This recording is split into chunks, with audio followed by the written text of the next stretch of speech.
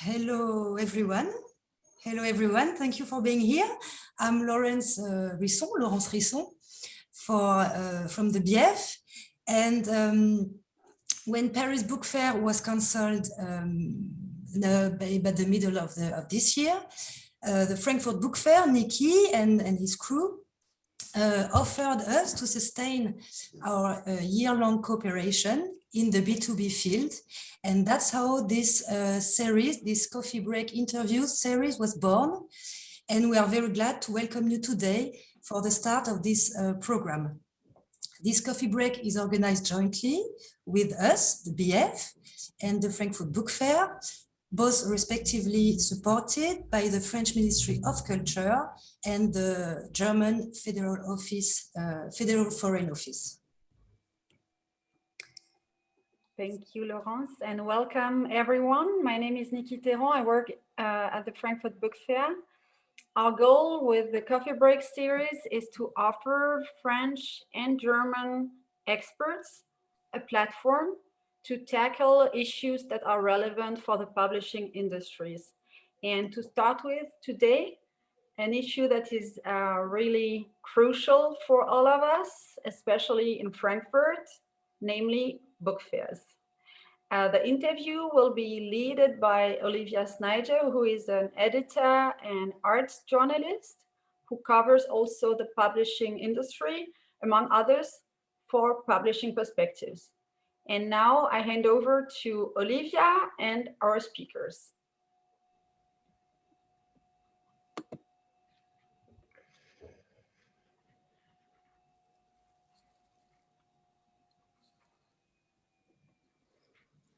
Hello, and thank you, Nikki, and thank you to those attending.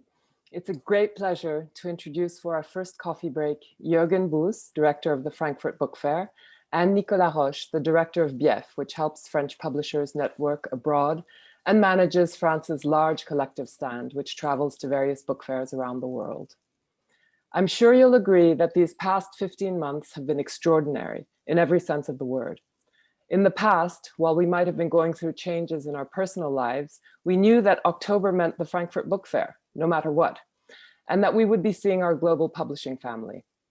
With the pandemic, the rug was swept out from under our feet, and everyone scrambled to readjust. No one had to scramble more than the Frankfurt Book Fair itself, and also large structures such as the French collective stand.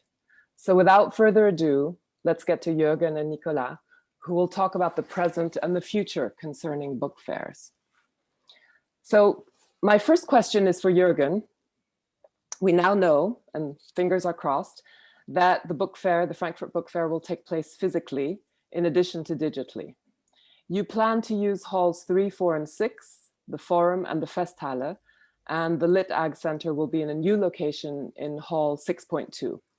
Perhaps you could tell our attendees if there have been any changes to these plans, and could you explain in a nutshell for exhibitors what will happen if the fair is cancelled or if they cannot travel to Frankfurt?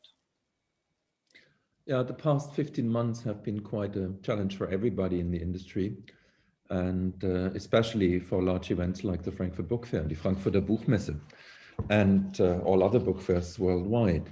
Some of us actually tried to offer virtual options to participate in the book fair, but we had to realize that nothing's replacing a physical book fair.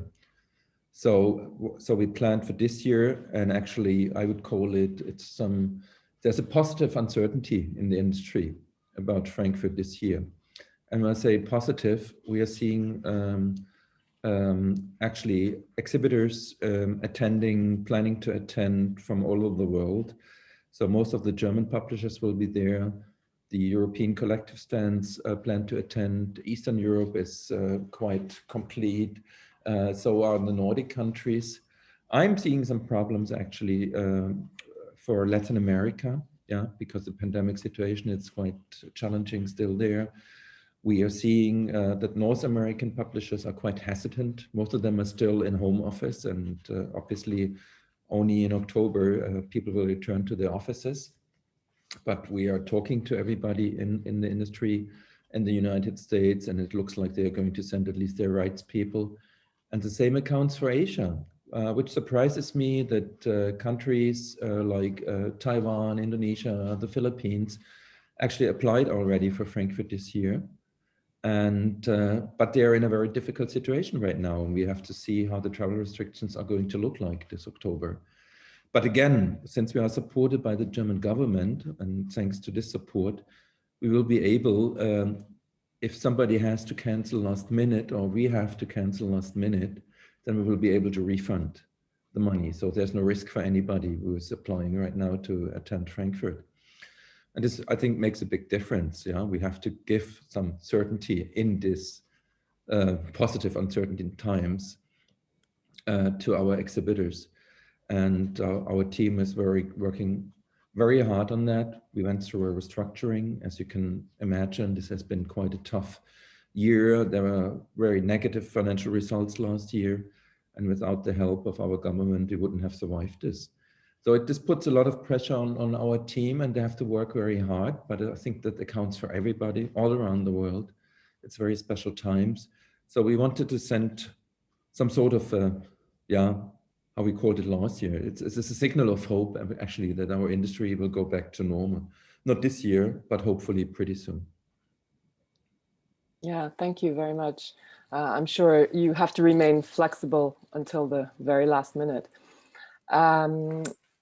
Nicolas, the BIEF manages France's collective stand, and at Frankfurt, it's one of the largest. But not all publishers, and in particular the larger publishers such as Editis and so on, they didn't always choose to be part of it. And this may change for future fairs. So can you tell us a little bit what you hear from French publishers, how the BIEF is reconfiguring its stand from a technical point of view? And also, if you think that French publishers will still find it an advantage to have their own individual stands, or will more join the BIEF? Yes, hello, Olivia. Hello, everyone.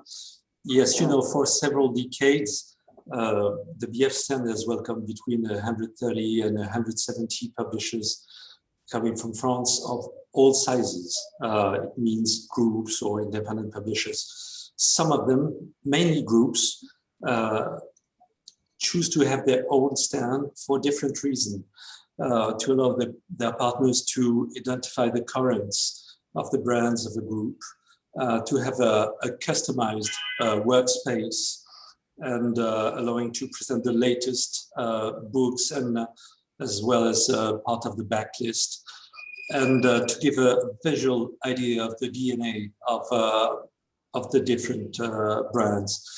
This year, we have just confirmed to the fair team that we will considerably increase the size of the collective stand, not only for sanitary or social distancing reasons, but also because many publishers have decided this year to be on the BIEF stand, not to have their own booth anymore. Will this only be for the 2021 edition?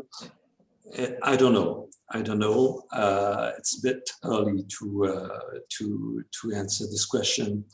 Let's say that it seems to me that the role of the BIEF, the idea of having a collective presence, but also, of course, a new consideration of economic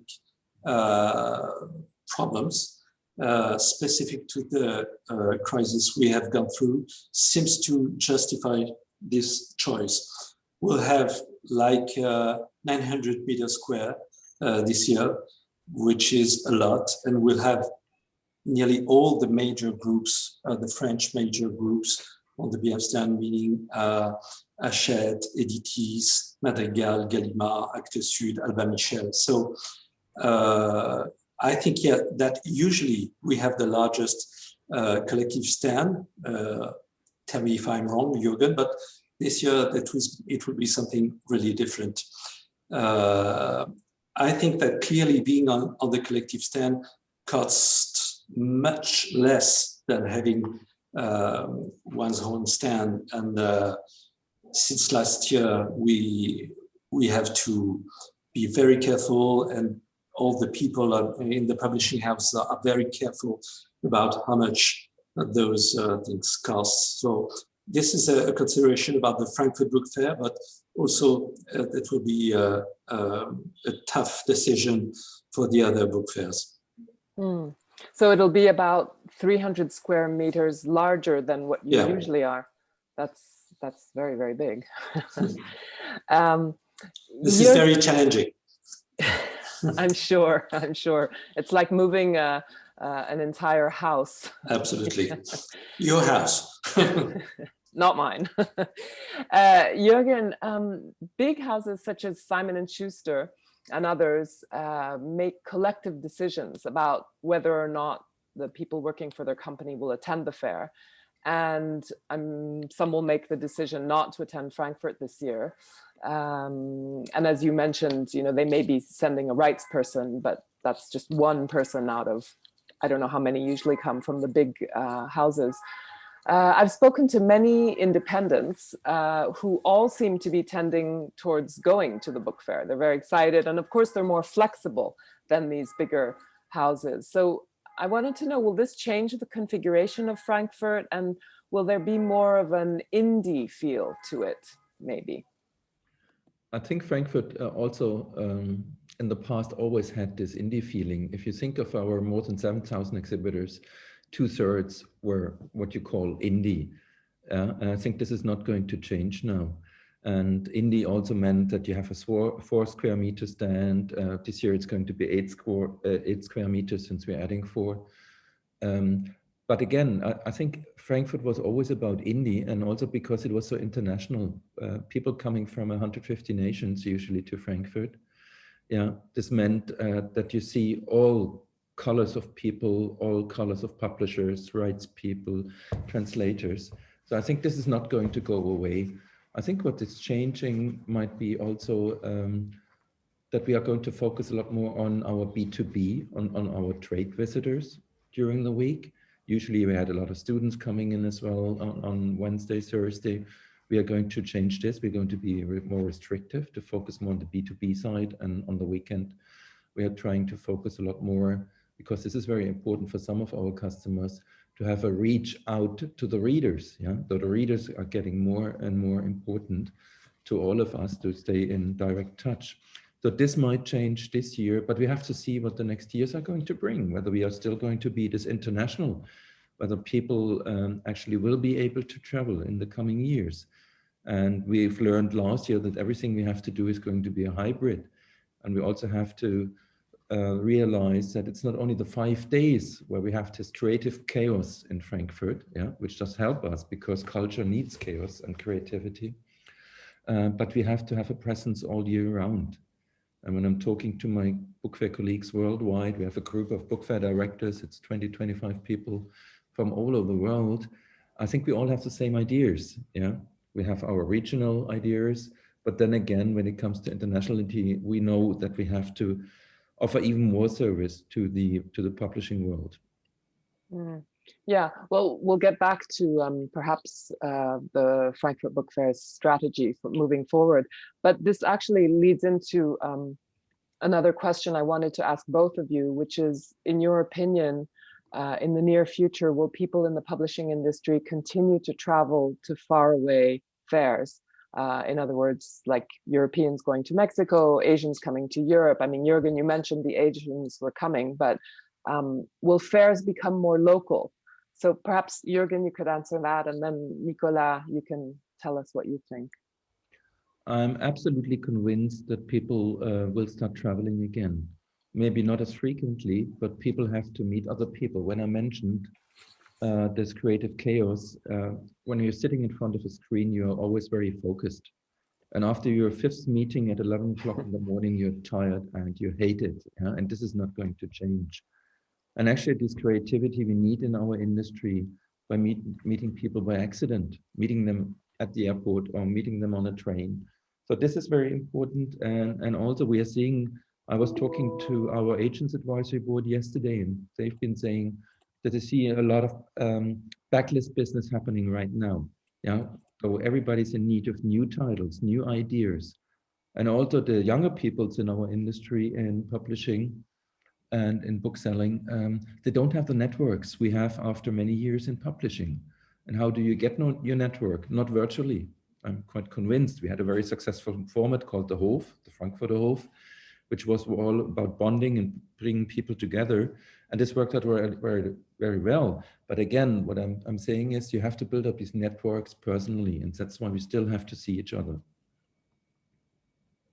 And Nicolas, what do you think? What's your Yeah, I do agree with Jürgen. I think that despite all the solutions that publishers themselves have developed since March 2020 to maintain the relationships with their partners, all that structures like BIEF have been able to conceive to help their members. We have learned from the meetings on Zoom or Teams that we probably could not be satisfied with the digital-only solution. That's absolutely sure. I think that certain fairs, I think that that publishers will be very much more careful about the cost benefit of certain trips, and perhaps for certain fairs, they will think about coming less often. That's possible, not for Frankfurt or London, I don't know, but it's quite possible. And we'll probably have to be sure that the publishers will have the right interlocutors in front of them. And the fair organizers should be very aware of this. And you spoke about the London Book Fair. The London Book Fair will undoubtedly continue to be very attractive thanks to its mid-year positioning compared to the Frankfurt Book Fair. But it will have to be less European-centric, I think, at the same time. And at the same time, the costs will have to be more controlled by the organizers. And the publishers will certainly be much more careful about this in the forthcoming month. Okay, thank you. Jürgen, where do you see the London Book Fair fitting in the European context? We all have to see what Brexit is going to mean for us. So I have a lot of question marks about that one. But again, London is focusing on rights only, yeah, and especially for an English language market. And in the past, I've been missing, let's see, people from Southeast Asia and so on. But I think London is very important in the B2B field, and it will stay like this. So we are also organizing a German collective.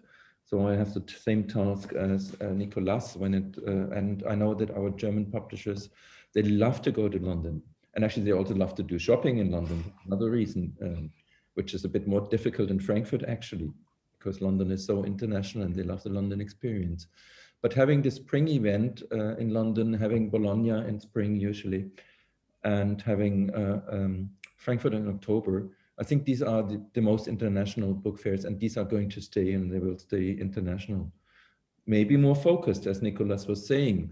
And I always agree with Nicolas. I think this is very important to agree with Nicolas. And if you see, we've been talking a lot in the past few months together.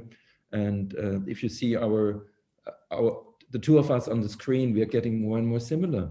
And he has the same beard now, and I think we are also going to wearing the same glasses. So this is happening in front of a screen. This wouldn't happen if we were able to see each other every 6 months in Paris. Your shirts are a little bit color checkered. Yeah, I only changed it for today, yeah. Nicolas, do you know which fairs the French will be attending this year and next? Do you know yet for sure? Yes, absolutely. We plan to restart the traditional program of fairs in the second half of the year. We'll propose to our members to be present at the Prague Book Fair, where France is a guest of honor around September 20. And of course, Frankfurt, Guadalajara, Sharjah, and Moscow. And we'll have we will also resume our program of meetings that we organize with the French institutes all around the world. Thank you. Jürgen, I know a lot of people are interested in this. Over the past year and a half, people in the industry have noticed that there are sellers, but few buyers participating digitally. And so in your view, what could be the business model for digital fairs, and how to have more buyers, how to balance this? Yeah, we had a lot of experiments last year, yeah, because we thought we had to offer everything from discoverability, about the rights transaction platform, matchmakings, everything. And we realized that we have to focus a lot more. I think this is very important. And we have to get into deep profiling, which might sound a bit like Amazon or Google, but I think we have to do this. We have to make the profiles of our trade visitors more visible, so people can really target the people and identify who might be interested in my titles. So it's a lot about discoverability of titles. Yeah, we have to make this more, and it's a lot of more what I call profiling. Yeah, you have to make clear who could be a buyer. Yeah, and who could be an innovator, and who comes from a different industry and might be interested. Who are the Netflix people? Yeah, who are the audiobooks people? So we have to identify a lot of new players in our field. So it's all about visibility, discoverability, identifying. And this is what we are working on right now. Again, the German government is supporting us there as well. And I think we learned a lot last year, and we're going to improve this year by year. So for this year, we are going to focus a lot more, and we're working on these topics, discoverability and identifying of potential customers. Can you perhaps give an example of how you're reaching out to potential buyers in a way that you may not have before? Actually, in the past, it was always very difficult because we have very tough laws in Germany regarding data, yeah, and we have to follow that. So it's more like we have, like our ideas now, we have to stimulate people actually to get in touch with each other and send their profile. So we have to be very, very close. We've been talking to so many people in the past few months, and we continue to do so. We are talking to the rights people. As I said before, we're talking to editors, we're talking to everybody who might be involved in rights activities right now, to learn from them and to identify what might be of help to them without giving away any personal data. Yeah, so we have to protect them. So it's more about stimulating and making things visible. And the last step then has to be done by the agent or by the rights person itself. Okay, thank you. I'd like to ask you both, which virtual events, in your opinion, during the pandemic that you attended were the most successful? And it could be business-wise or networking or just for, you know, the pleasure of getting together. If there's some sort of specific examples that you could give, Nicolas, perhaps. You could... Yeah. You know, publishers or structures like ours have been able to test multiple digital formulas for a year and a half. And I have the feeling that some of them, more original than others, have been very appreciated. First of all, I just want to take an example. Those developed by groups or national collective projects, as we have been able to do so. For example, we have produced digital thematic catalogs that we have sent widely around the world, and that have made it possible to present a selection of the best of French creation, you know, which is obviously very effective alongside the actions undertaken by all the publishers, the French publishers. And then we will probably talk about the French Week, this very first edition that we created last month, and which is the very first national initiative to promote the publisher of the country, to meet the publishers of the whole world. There is no doubt that some of these projects will continue beyond the health crisis. And I'm personally more circumspect about digital fairs for the moment, because we haven't seen the ideal solution for the moment, but Jürgen just spoke about it. I'm not sure that they have found their model despite the considerable efforts of the teams in charge of those projects. Were there any that you thought were more useful than others? You mean the digital fairs? Mm-hmm, mm-hmm. Well, the last Frankfurt Book Fair was very interesting because, as Jürgen said, the whole format or it was very interesting to test this with the publishers. But I think that the publishers just want to have a very effective, very efficient relationships in digital format, and not only to have talks. When you think about the Frankfurt Book Fair, you think about something very efficient with results, economic results, with contracts. And when you are in the whole format, of course, it's something different. I know that when we are all for real in Frankfurt, we have time for discussions and we meet each other, the Frankfurter Hof or in other bars or restaurants. But I think in the digital format, people want to focus on something very efficient. Thank you. And Jürgen, were there any inspiring sort of digital sessions you saw, of course, outside of Frankfurt? Actually, I hated a lot of events virtually, as you can imagine. But my favorite events were either where I met new people, which were quite interactive, actually meeting new people, and also some formats we did more for the readers. I did an event with a Canadian artist, piano player, Jan Lisitsky, where I learned a lot from him. Yeah, it wasn't about the audience; it was just the two of us speaking. So I loved that one. And on the B2B side, it was always where I really had the chance to get new information, to learn from others, and to exchange ideas. So the more focused an event was, and actually the smaller the group, yeah, and the more interactive, the better it went. And then again, the Hof was quite an experience for us. Yeah, so you both seem to agree that the more focused an event is, the better. Yeah. And if they're smaller, so this would mean breaking things up into smaller meetings then. Yeah, or having a large meeting and then having breakout groups. This does help, but actually it means also that you have to do a lot more events. Yeah. And the day just has 24 hours. And if you think you have to do it all over the time zones, if you're live streaming, but another advantage might be that this content stays around all year round. Yeah, so you have a sort of a mediathek. This might also help. But again, I think the Frankfurt experience is nothing I want to replace by digital formats. So would you both agree that there has to be some way of working out a physical presence at all these fairs? Yeah, it needs to be hybrid. Yeah. What would you say in, say, a minute, what the most important learning experience has been for the industry? Both of you. Nicolas, if you want to perhaps go first. I don't know. Maybe you can.